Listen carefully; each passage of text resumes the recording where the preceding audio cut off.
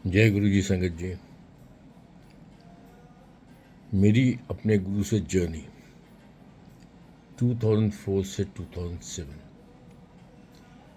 जब मैं बहुत कुछ ऑब्जर्व किया, बहुत कुछ लर्न किया, वो लर्निंग प्रोसेस आज तक चल रहा है। उसमें से एक छोटा सा टॉपिक मैं आप लोगों के संग जस्ट बात कर रहा हूँ, ना मैं किसी को कुछ समझा रहा हूँ, सिर्फ बता रहा हूँ।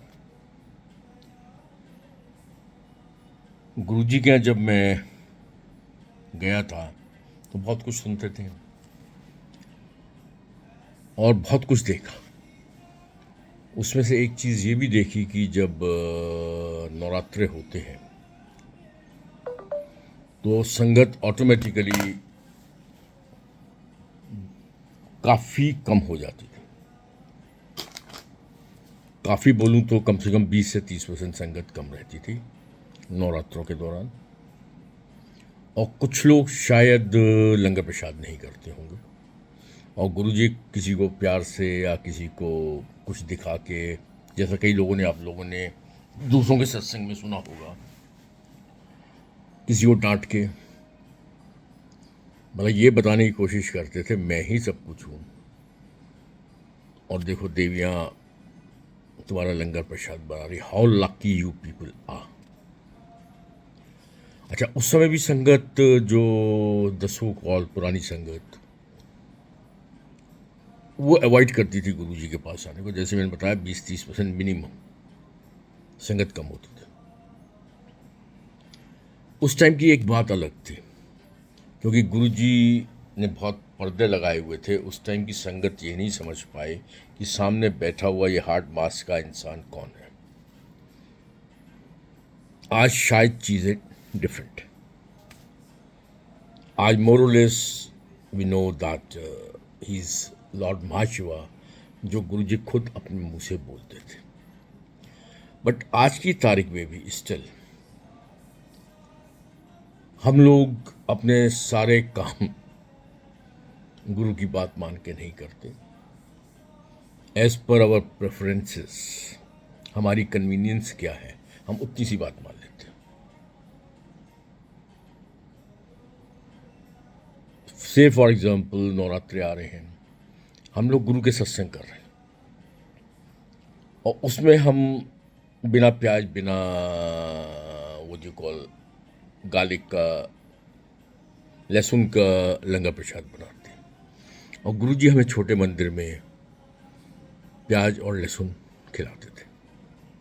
ये हमारी अपनी दिस इज़ व्हाट आई से, कि ये हमारी कन्वीनियंस हो गई, ये हमारे प्रेफरेंसेस हो गई। क्या ये ठीक है? इतनी सी बात जस्ट में पूछना, सवाल एक छोटा सा है, क्या ये ठीक करते हैं हम? सबके अपने आंसर्स होंगे, सबकी अपनी फिर वो कंपल्शंस होंगी लाइफ में, सबकी अपनी कन्वीनियंसेस होगी, सबके अपने प्रेफरेंसेस होंगे। Do agree with that? मैंने वही बताया, मैं सिर्फ बता रहा हूँ, मैं समझा नहीं रहा। पर मेरा एक अपना अपना मैं अपनी बात कर रहा हूँ। मैं ये चाहता हूँ खुद से कम कि हमें गुरु की बात माननी चाहिए। जब उन्होंने प्रैक्टिकली हमें ये दिखा दिया,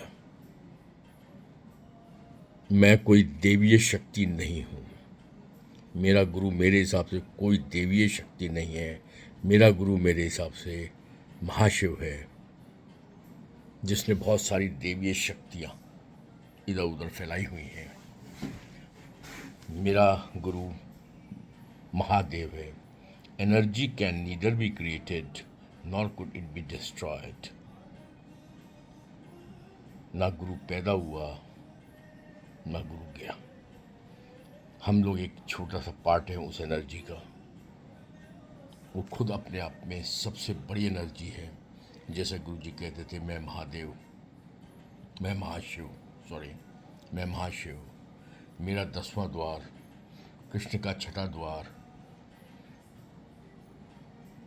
ये उनको पता। लेकिन क्योंकि हमने प्रैक्टिकल एक्सपीरियंसेस किए हैं तो we yes I do 2000% believe जो भी मेरे गुरु ने बोला कि वो महाशिव हैं, बाकी देवीय शक्तियाँ फैली होंगी, बट मेरा गुरु महाशिव है। तो जो वो बोले मैं यही कह सकता हूँ, समझा नहीं सकता कि अगर लंगर प्रसाद गुरु का सत्संग करना है वैसे ही करिए है, वैसे ही वो सत्संग करना चाहिए जैसे गुरु जी खुद करवाते थे अपने फिजिकल फॉर्म में। हमें अपनी कन्वीनियंस, अपनी प्रेफरेंसेस देखनी है तो ज़रूर देखिए, लेकिन गुरु की बातें मुझे कम से कम मैं ये अपने ऊपर एप्लीकेबल कर रहा हूँ कि माननी चाहिए। सो जय गुरु जी वंस अगेन।